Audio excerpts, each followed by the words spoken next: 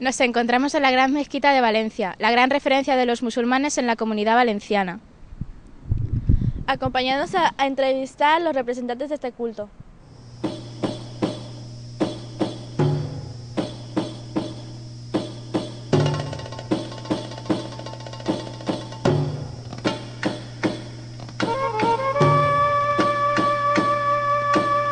¿Ser musulmán implica en todos los aspectos de su vida?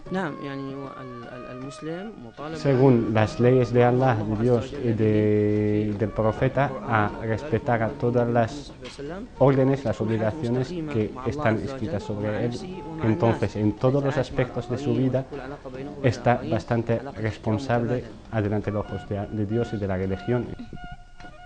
¿La ostentación es compatible con la limosna? Cuando al mismo tiempo una de las obligaciones y uno de los pilares del Islam, o sea, el segundo pilar es lo que llamamos al-zakat. Al-zakat es una cosa aparte de la limosna, es una obligación sobre los ricos de dar dinero a los pobres, mientras que el dinero que tiene una persona es obtenido de una forma lícita, no hay ningún problema en tener bastante dinero. O sea, la compatibilidad entre la riqueza y el Islam es total, o sea, que tú puedes tener el dinero, todo lo que haga falta es ser un buen musulmán, y puedes no tener nada de dinero y ser un mal musulmán. ¿Tiene algún tipo de significado los pañuelos que llevan las mujeres islamitas o musulmanas?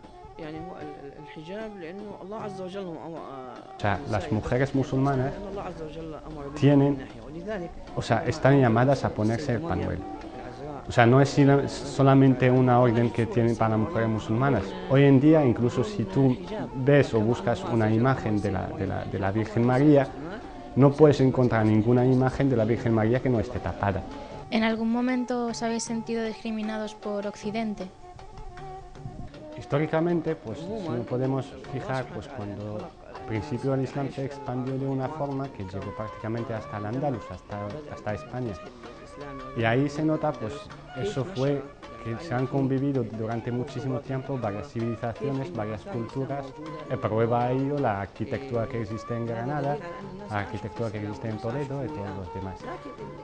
Pero a cambio, o sea, después, cuando empezó el colonialismo hacia otros países, de parte de europea y cosas de estas, pues la cosa cambió. O sea, digamos que al día de hoy, lo que hizo el Occidente, de alguna forma, o sea, las marcas que está dejando, o sea, debido no por temas religiosos, pues por temas de guerra, por muchos temas, o sea, la huella que está dejando en los países musulmanes, en los musulmanes, es más huellas de desastre que de construcción.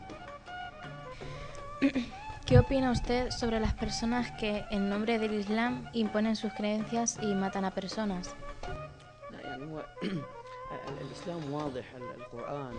Hay una gran diferencia entre lo que es el Islam y lo que son los musulmanes. Una cosa es lo que dice el Islam, que está bastante claro, que lo que dice el Corán y que lo dice As-Sunnah, o sea, nuestro profeta. Eso es lo que hay que seguir por los musulmanes. Y otra cosa es que lo que hacen los musulmanes, que a la hora de la verdad es que son cosas propias que cada uno intenta hacer por su propio pensamiento, que por muchísimos motivos son bastante equivocados y no tienen nada que ver con el Islam, y al fin y al cabo pues dan una mala impresión sobre lo que es el Islam. El Islam no es el pensamiento individual. El Islam es una religión de toda una comunidad, de todos los seres humanos, para vivir en paz, para que no haya ningún conflicto. Y lo que piensan algunos por motivos propios e imponen como su propia religión o como en nombre del Islam, eso no tiene nada que ver con el Islam.